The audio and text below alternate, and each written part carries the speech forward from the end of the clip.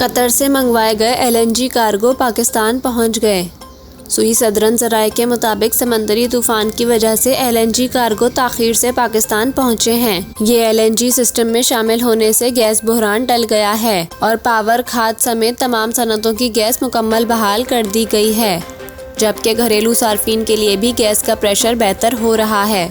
सुई नॉर्दर्न हुकाम का कहना है कि सिस्टम में 1800 मिलियन क्यूबिक गैस मौजूद है और इस वक्त गैस की शॉर्टफॉल का सामना नहीं है। हुकाम के मुताबिक टेल एंड ओवर पुरानी लाइनों वाले इलाकों में गैस कमी इनफरादी मसला है।